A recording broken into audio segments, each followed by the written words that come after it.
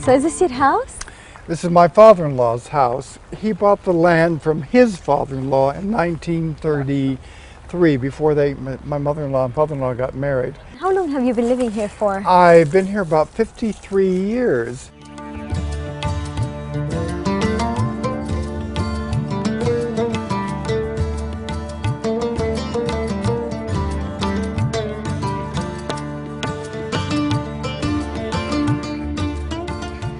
Ustaz Don, let's go back in time.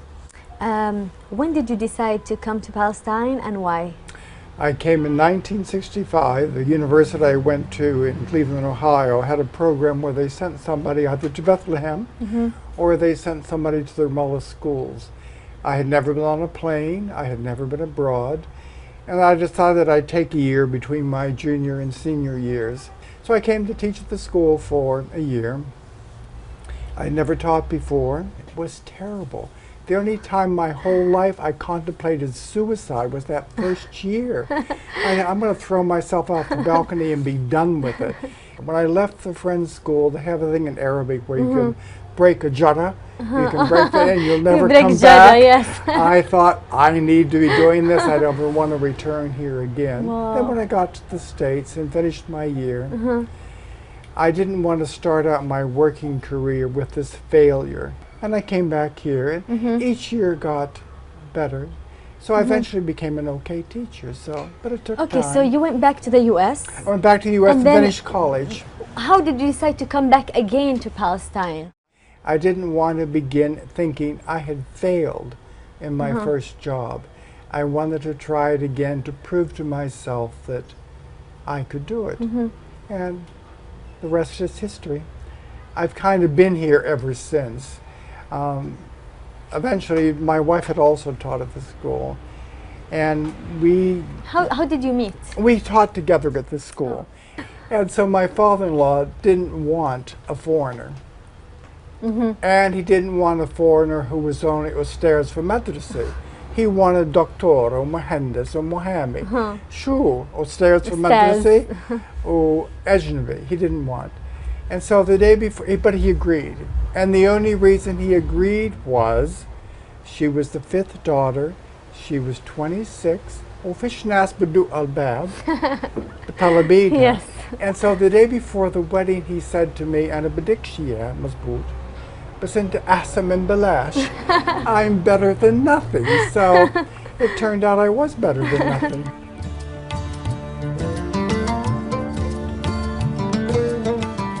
Okay, Ustaz Don, let's go back to the 60s.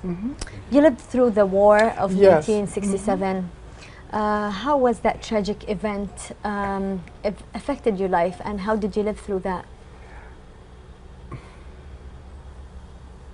I think what struck me most about that is how people manage when something bad happens to them. People keep their perspective, they keep their sense of humor. One time my mother-in-law was picking grape leaves, there were grapevines in the yard here, and a Jeep passed, and they say, "Futi juba forbade," and she said, "Benenako." She would stand up. Yeah. And I think that's what impressed me about the Palestinians. They're resilient. They put up with things and they still keep kind of a sense of perspective. So you lived through many events in Palestine, Right. the Intifada, the two Intifada. And my children were young during the Intifada. All the gray hair, I had black hair at one time, became because of the children. My son was throwing stones, and one time when he was in college, he was in a pool hall in the States. And a man came up to him and said, "Where are you from?" And he said, "I'm from Pennsylvania." He said, "No, where are you really from?" And he said, "I was raised in the Middle East." And the guy said, "Where in the Middle East?" And Ramsey said, "Oh, you want another place called Ramallah." He said, "I know Ramallah." And he asked Ramsey, "Did you throw stones?" And Ramsey said, "Yeah." He said, "This is where you hit me." No. He had been in the IDF, and he remembered this kid, 16-year-old boy, And so Ramsey looks at the scar in his forehead and said, looks like my work. Looks like something I would do. Oh, that's a great story. That's a great story. You want to go inside? Yes. Show me around? Yes. Yalla. Please, go ahead. Thank you. It's beautiful mix of both cultures, the East and the West. Everything in the house belonged to somebody else and belonged to a relative of my wife's. And I like that idea. Yeah. I like having things that other people used. So practically nothing in the house is new. Everything has belonged to somebody else. You can feel the spirit of these people. Because I was here when the Israelis took the census after the war, I got census papers like the Arab. So I've had a Hawiyah since 1967. Hawiyah. So I don't have to have a visa because I have a Hawiyah أنا زي العرب. هوية خضراء. هوية خضراء وأنا جوازها في فلسطيني كمان. When I go, the first time I went to the bridge, I can't go through Ben Gurion, I have to go through Amman. The first time I went, the woman behind the counter said, Hutchison, Philistini? I said, Hutchison, Philistini. She said, how do you have? I said, I was here. She said to me, when did you come to Israel? I said, you came to me.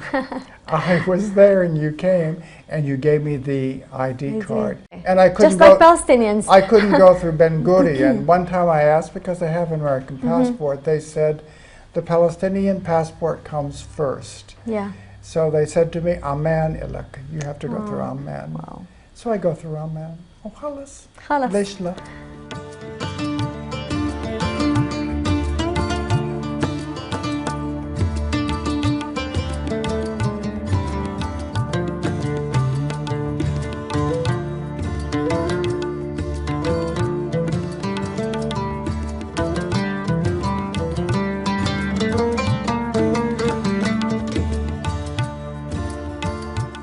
Ustaz Don, can you tell us about your novels and books? I can, sure.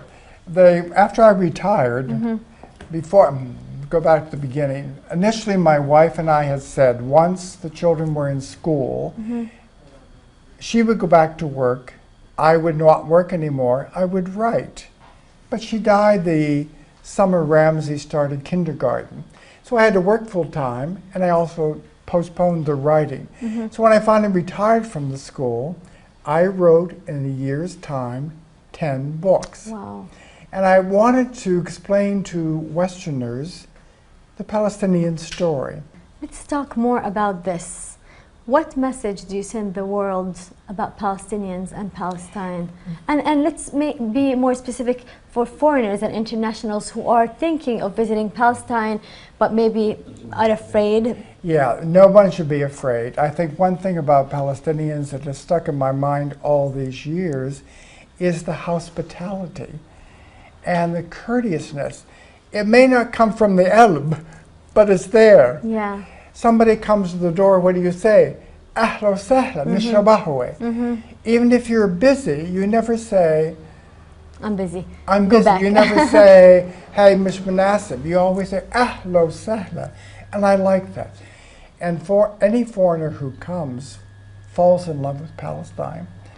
And they need another side of the story. They can't just have one side. They need to have another side as well. It's so beautiful what you just said about Palestine and Palestinians. And I believe it. My Tommy, there used to be a telephone. Here we go. This is the telephone.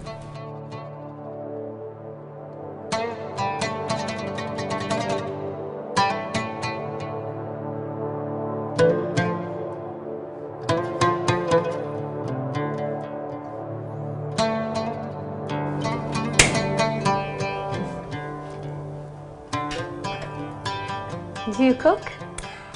I cook. Because I've been a single dad for a number of years, and so I cook. What's your favorite? I like a lot of the things. I think when I have guests, I do matlube as one of the things. I like imluchia. I like sambusik. I like kifta. I like everything, I think. But I do kaiko mamul, and I do... You make mamul? I make mamul, and my mamul that's a very difficult thing my to do. mamul is good, and I make it and I ship it to the States, to my children, yeah. So as an American, was it easy for you to learn Arabic? No. I think if you're not born learning Arabic, you can speak Arabic, but I think you're always going to speak it with an accent. Yeah. They're always going to be able to tell that you're not native Arabic. One time I was in a shop in Jerusalem when I could still go to Jerusalem with my daughter. And I was talking, we were speaking Arabic, Mabad, and I was pointing something out to her, and I put my hand on her shoulder. And the guy in the shop called her over. And he said, "Hey, mommy, هذا الرجال أدبوكي. كيف أنت بمشي مع هذا الرجال؟ خليه يبتكي كيف هيك. بنتي بو مش أدبوي هو أبوي."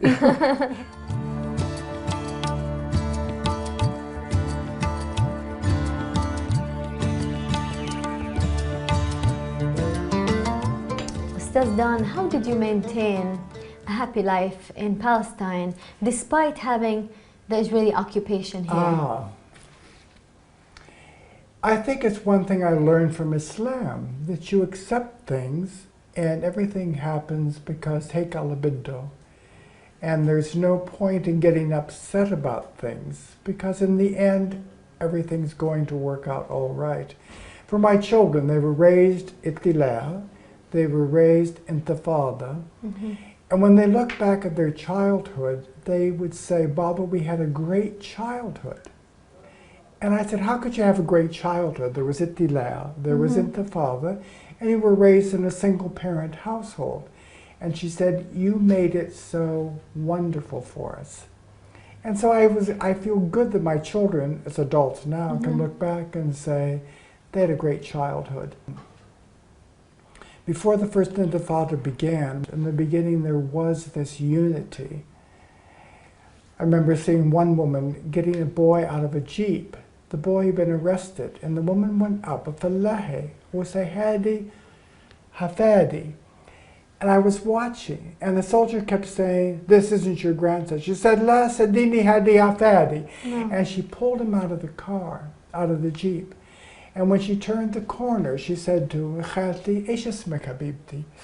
Wasn't his sikto. Wow. There was that unity.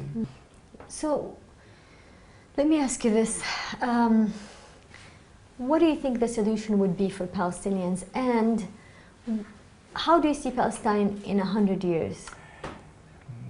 It depends on the day you ask me. Some days I'm very optimistic. Other days I'm very pessimistic. And I look at the Palestinians because they're such a minority. Among all the Arabs in the Arab world, they're a minority.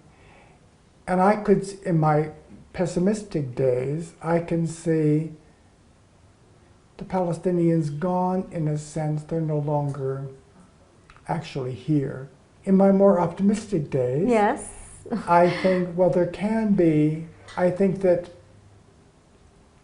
all governments fall eventually. And I think the Israeli government at one point in time will fall. And the Palestinians have been here forever. And the Palestinians are still going to be here forever. They're adaptable. Okay. And they are steadfast. And in my optimistic days, I think, well, the days may be numbered, but they may be numbered for the Israelis. Yeah. They're not numbered for the Palestinians. Yeah. They will survive because they are survivors. Yeah. They've survived the Turks, they've survived the British, they've survived other groups, and they'll survive the Israelis too. I'm optimistic that way. Let's be optimistic. Let's be optimistic, Yes. Yeah. We're going to be optimistic Yes. today. Today's our optimistic Yes. day. Yeah. أستاذ دان، شكرا كتير. أهلا وسهلا. شكرا لأنك عايش هون. شكرا for being part of our culture, our Palestine. It's been, they have given more to me than I've given to them. It had been a blessing for me to have lived here. And I think that Islam says things are written. And I think my days were written here. And I don't understand why, but I'm happy that it's been that way. Because it's worked out really, really well for me. Though I'm still a foreigner, but I'm a foreigner with ties here. And my children are not foreign, which is interesting. Yeah. They don't see themselves as being foreign, even though they have an American father. They see themselves as being Palestinian, which I think is a good thing, because I've raised them to be Palestinian. Yeah. Thank you so much. Thank you.